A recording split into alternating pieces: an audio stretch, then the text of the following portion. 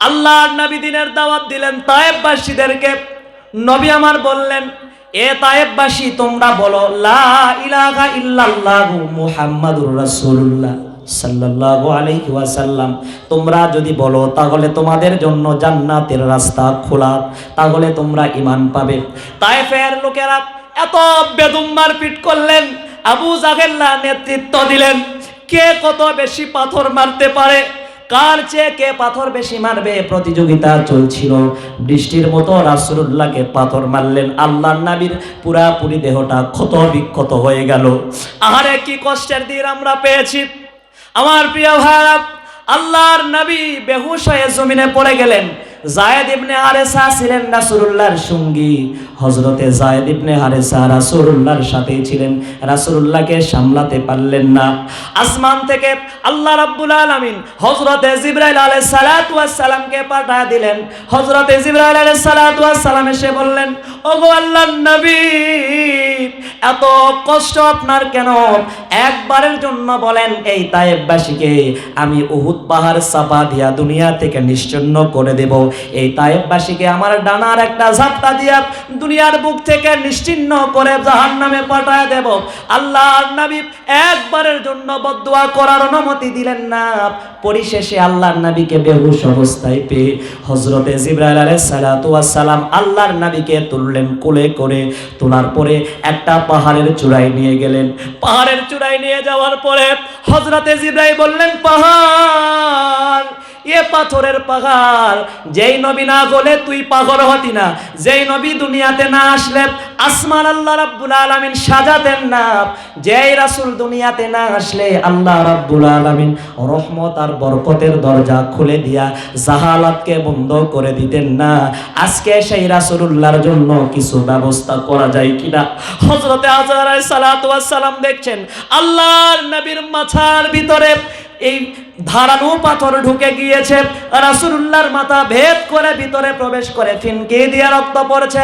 এমন কথা যখন পাহাড়কে হযরতে জিবরাইল আলাইহিস সালাতু ওয়াস সালাম বললেন, জিবরাইল সাক্ষী দেন, সাথে সাথেই দেখি যখন কথাগুলো বললাম বলতে দেরি, বিশাল আকারের একটা পাথর ফেটে তুলার নরম বিছানা হতে এক মুহূর্তের জন্য দেরি করে নাই। চিৎকার দিয়ে কোন মারহাবা। সেই রাসূলুল্লাহকে নিয়ে নাস্তিকেরা কটূক্তি করে, আল্লাহর হাবিবের বিবিদেরকে নিয়ে নাস্তিকেরা কটূক্তি করে। আজকের মাহফিল থেকে স্পষ্ট করে দিয়ে নাস্তিকবাদদেরকে জানায় দিতে চাই, তাদেরকে শোনায় দিতে চাই, আজকের পর থেকে কোন নাস্তিক যদি রাসূলুল্লাহর বিরুদ্ধাচরণ করে কোনো কথা বলে, আল্লাহর নবীকে নিয়ে কটূক্তি করে, বাংলার জমিনে তাদের ঠাঁই হবে না, জিহ্বা টেনে ছিঁড়ে ফেলে দেওয়া লাগবে। আওয়াজ করে বলেন ঠিক কিনা। আমার প্রিয় ভাইরা, প্রিয় বন্ধুগণ, নজর দেন, হযরতে জিবরাইল অনেকক্ষণ ধরে রাসূলুল্লাহর মাথা নাড়লেন। দীর্ঘক্ষণ পরে আল্লাহর নবীর হুঁশ ফিরে এসেছে। হযরতে জিবরাইল বললেন, নবী গো, আপনার মাথা ব্যথা কেমন? আপনার শরীরের ক্ষত জায়গার ব্যথা কেমন? আল্লাহ রাব্বুল আলামিনের নবীকে এভাবে বলছেন, আপনার চেহারার ক্ষত বিক্ষত হয়ে গেছে, ব্যথাটা কেমন লাগে আপনি আমাকে বলে দেন, আমি এখনই আল্লাহ রাব্বুল আলামিনের কাছে গিয়া পেশ করব। কেননা আল্লাহ রাব্বুল আলামিন আমাকে খবর নেওয়ার জন্য পাঠিয়ে দিয়েছেন। আল্লাহর নবীকে এত মন নরম করে আল্লাহ পাঠিয়েছেন। দেখেন আল্লাহর নবীকে কি এমনিতে আল্লাহ বলেছেন নাকি ওয়ামা আরসালনাকা ইল্লা রাহমাতাল লিল আলামিন। জোরে বলেন আল্লাহু আকবার। প্রিয় বন্ধুগণ, আমার কলেজার টুকরা আব্বু জানেরা, আল্লাহ রাব্বুল আলামিন কি এমনি বলেছেন নাকি আমি আমার নবীকে, আমার বন্ধুকে, আমার দোস্তকে, আমার পিয়ারা হাবিবকে গোটা জাহানের জন্য রহমত করে পাঠিয়ে দিয়েছি? কোন মারহাবা। আওয়াজ করে কোন আল্লাহু আকবার। আরে আরশের মেহমান করেছেন আল্লাহ, কত শান কত মান মোর কামলিওয়ালা। আরশের মেহমান করেছেন আল্লাহ, কত শান কত মান মোর কামলিওয়ালা। ওগো আল্লাহ তাআলা করো করুণা দিন দিদার দাও গো শাহে মদিনা দিদার দাও গো শাহে মদিনা। বলেন নবীর রওজা শরীফ দেখে মন ভরে না, নবীর রওজা শরীফ দেখে মন ভরে না, দিদার দাও গো শাহে মদিনা দিদার দাও গো শাহে মদিনা। পৃথিবীর যতখানে যত গিয়েছি কম বেশি আব্বা দুঃখ পেয়েছি, পৃথিবীর যতখানে যত গিয়েছি কম বেশি কষ্ট পেয়েছি, নবীর রওজাতে গেলে তার কষ্ট থাকে না, নবীর রওজাতে গেলে তার দুঃখ থাকে না, দিদার দাও গো শাহে মদিনা দিদার দাও গো শাহে মদিনা। মহব্বতে বলেন না, নবীর রওজা শরীফ দেখে মন ভরে না, দিদার দাও গো শাহে মদিনা। লিল্লাহে তাকবীর। মদিনাওয়ালার দিদার কি আপনারা পেতে চান? আল্লাহ পাক সকলকে কবুল করেন। জোরে বলেন আল্লাহুম্মা আমিন। হাত উঠায়া বলেন আল্লাহুম্মা আমিন। আমার প্রিয় ভাইরা, প্রিয় বন্ধুগণ, দেখেন কতখানি রহমত, কত দরদ নবীর কলিজার ভিতরে। আল্লাহ রাব্বুল আলামিন কি এমনি বলেছেন নাকি, ওগো নবী আপনাকে সারা জগতের জন্য রহমত করে প্রেরণ করেছি। হযরতে জিবরাইল আলাইহিস সালাতু ওয়াস সালাম যখন শুনতে চাইলেন নবী মাথা ব্যথা কেমন, দাঁত ব্যথা কেমন, আপনার ক্ষত বিক্ষতর ব্যথাগুলো কেমন, আল্লাহ রাব্বুল আলামিন জানতে চেয়েছেন, তার কাছে গিয়া পেশ করব।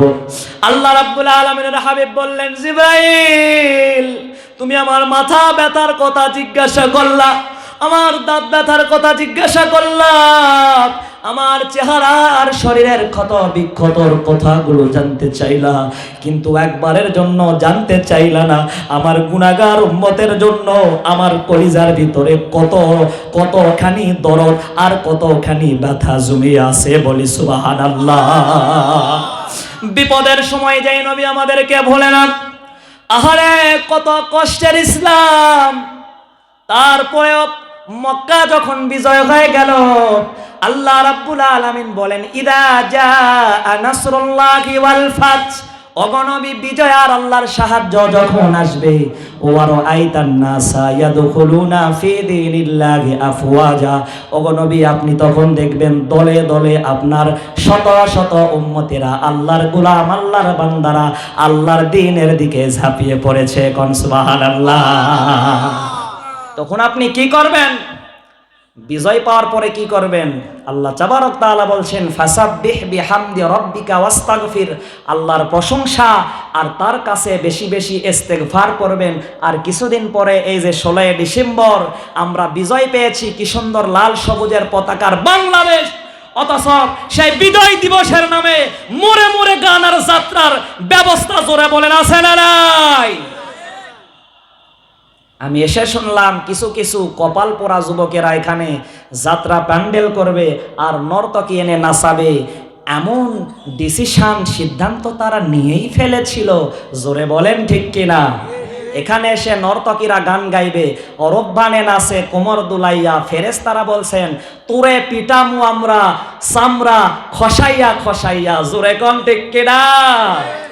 নর্তকীরা সেই কি গান, যে গানগুলো সমাজে বলাই দুষ্কর, বলাই কঠিন। কয় কি দেখেন, খালি বাড়ি পাইয়া বন্ধু কুক খাওয়াইতে চাই, কি করি উপায় বলো না, কি করি উপায়, একা একা পাইয়া বন্ধু মজা নিতে চাই। কোন নাউজুবিল্লাহ।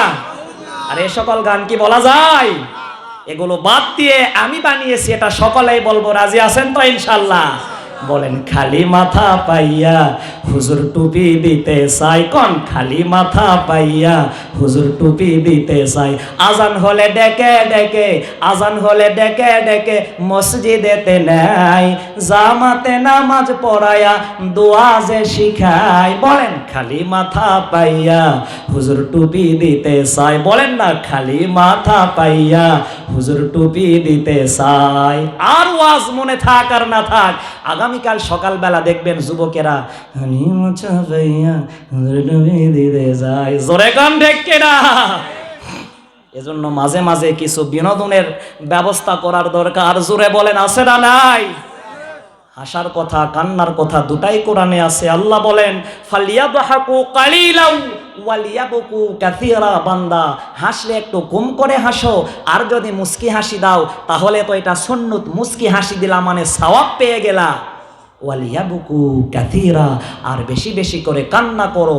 যত চোখের পানি ঝরাতে পারবা জাহান্নামের আগুন তত বেশি নিভে যাবে। বলি সুবহানাল্লাহ। আহারে কত কষ্টের ইসলাম আমরা পেয়েছি।